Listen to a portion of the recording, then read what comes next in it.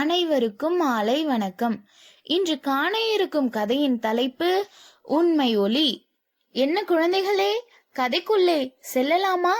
உலக மக்கள் அனைவரையும் உடன் பிறந்தவராக கருதுவதே உயர்ந்த மனித பண்பு. அப்பண்பை பெறுவதே சிறந்த அறிவாகும்.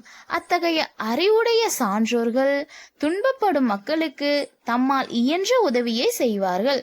அவ்வாறு உதவும் போது தமக்கு இழப்பு ஏற்படினும் அதை பற்றி கவலைப்பட மாட்டார்கள்.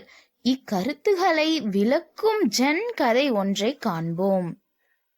ஜன் என்னும் ஜப்பானிய மொழி சொல்லுக்கு தியானம் செய் என்பது பொருள். புத்த மதத்தை சார்ந்த துறவியரின் ஒரு பிரிவு சிந்தனையாளர்கள். இவர்கள் பெரும்பாலும் சீனா, ஜப்பான் ஆகிய நாடுகளில் வாழ்ந்து வந்தனர். ஜன் குரு ஒருவர் மாணவர்களுக்கு பாடம் கற்பித்துக் கொண்டு இருக்கிறார். குழந்தைகளே, உண்மையான ஒளி எது என்பதை பற்றி இன்று அறிந்து கொள்ள போகிறோம். அறிந்து கொள்ள ஆவலாக உள்ளோம் ஐயா என்று மாணவர்கள் கூறுகிறார்கள். பிறப்பின் அடிப்படையில் எல்லா உயிரும் ஒன்றே. பசி, தாகம், தூக்கம் ஆகியவை எல்லா உயிர்களுக்கும் உண்டு.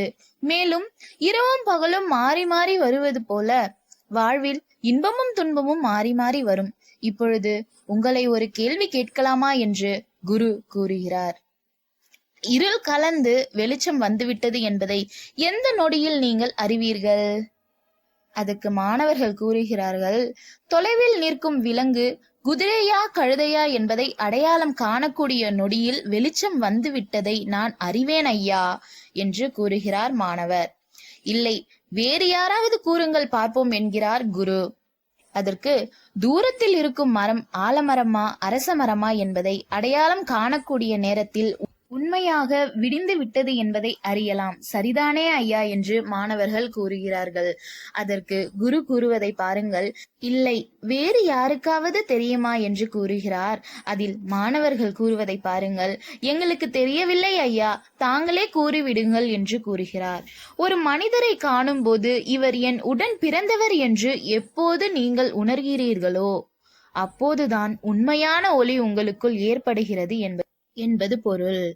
இரவும் பகலும் வெறும் கால வேறுபாடுகள் தான்.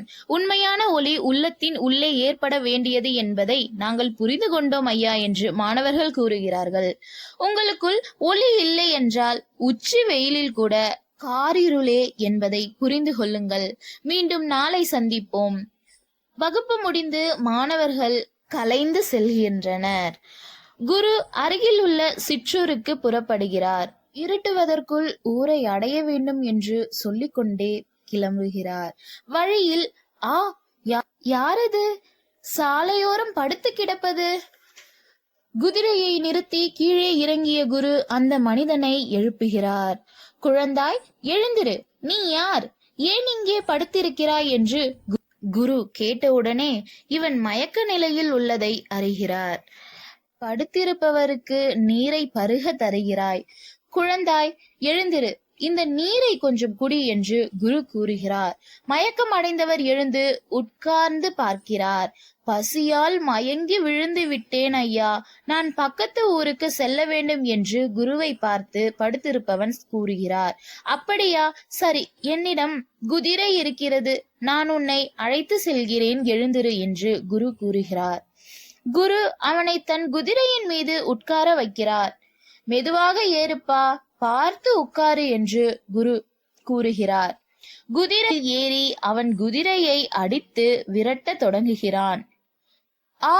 என்ன இது? ஓ, இவன் திருடன் போல இருக்கிறது. ஏன் குதிரையை திருடியிருக்கிறார் என்பதை அறிந்து கொண்டார் குரு. குரு ஏமாற்றத்துடன் நடந்து ஊரை அடைகிறார். இங்கு எப்படியாவது ஒரு குதிரையை வாங்கி திரும்பவென்று குரு சிந்தனையில் ஓடிக்கொண்டார்.